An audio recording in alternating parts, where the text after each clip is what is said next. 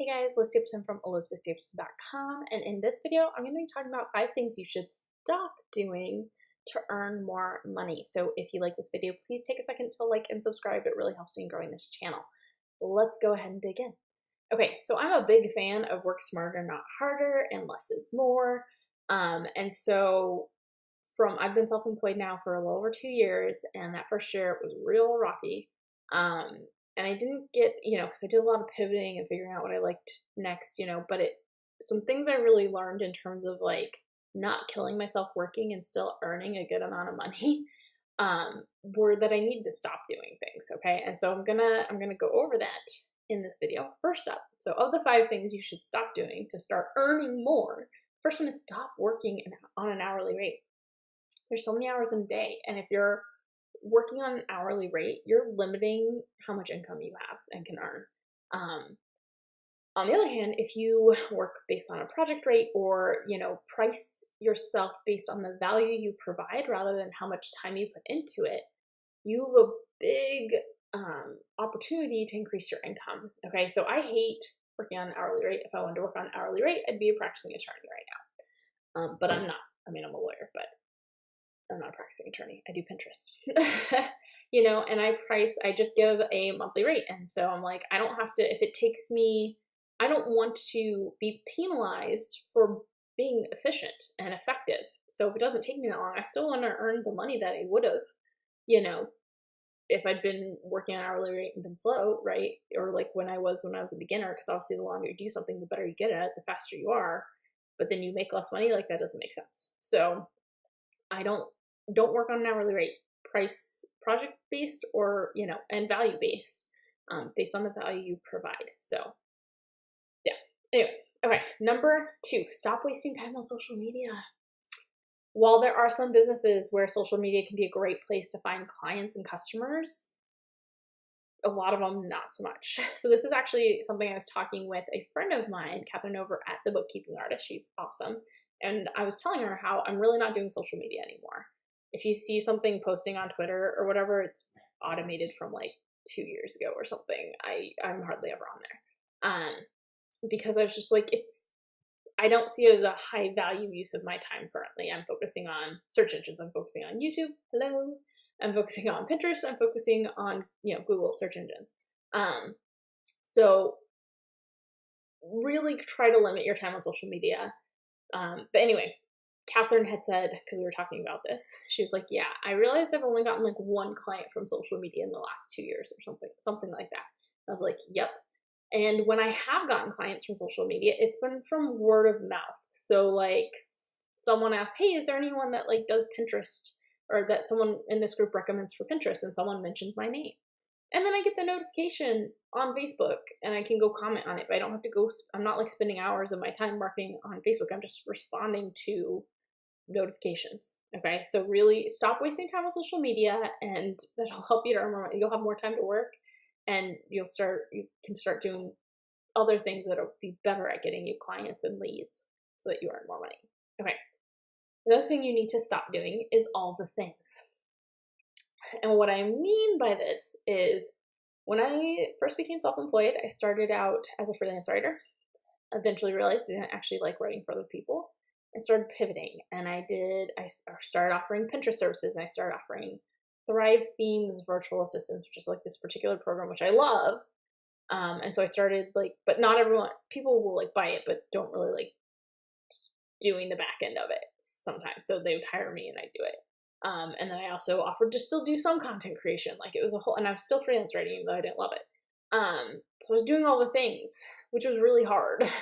It was hard to mentally switch to everything. It was hard to balance. And also it seemed like I was like constantly scrambling, where I didn't have enough clients because I was like, but I do all this stuff. How come I'm not getting more clients? Working as a jack of all trades, you can get a couple of clients and do like everything, but specializing in something means it's easier because you're not having to jump back and forth to a million different things. Like your brain gets to stay in one area.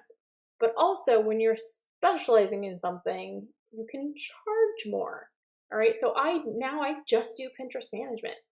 And a lot of times I'll talk to my Pinterest clients and they'll be like, oh, I need help with this. Do you do that? And I'm like, nope. I mean, I know how, but nope.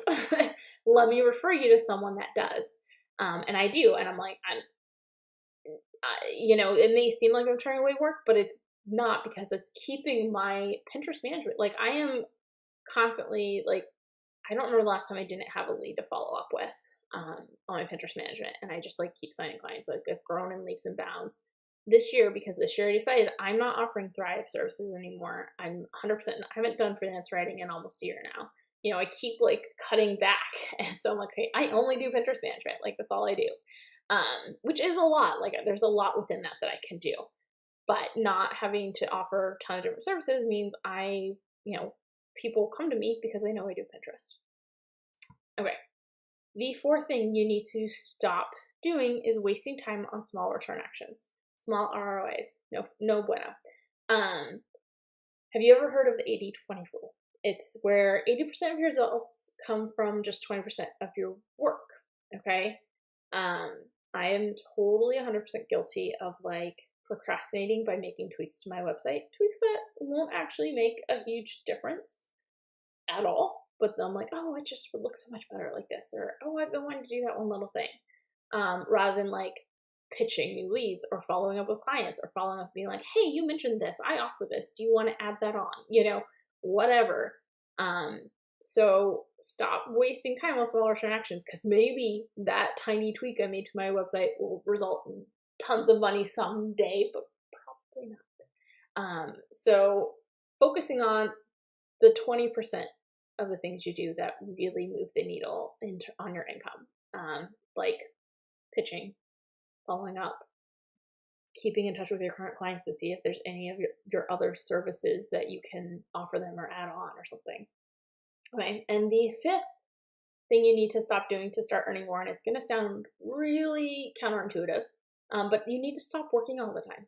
Okay, there's this thing called Parkinsons Law that says stuff will fill the space you give it. So basically, if I give myself 4 hours to write a blog post, it'll take me 4 hours. If I gave myself an hour and a half, it would only take me an hour and a half. Okay, so if you're like, oh, I can just do that later, I work all the time, I don't have any cutoff point, you're not going to get as much stuff done. Setting boundaries really makes a difference. I have on more than one occasion worked like 70 hours a week. As an entrepreneur, that really became more common. But as I really started setting boundaries on like, I don't work after this point, or I don't do client work on the weekends. Like, I may do work on my business stuff, but I don't do client work on the weekends. I started getting more done because I was setting boundaries on my time, which made me focus and do the work rather than mess around with like Netflix on in the background. So stop working all the time. Start putting boundaries on the amount of time that you work. So say you have a cutoff time of like 2:30 because you have to go get your kids, or because you just, like I kind of tend to hit a wall at like 2:30. Like, I don't do well in the afternoons. I'm a morning person, at least work-wise. So I work best in the mornings and then late at night. So from like 2:30 to like 7, I'm like, no, I'm not working. Which is funny because I'm actually recording this at 2:36, but I didn't get to start work this morning.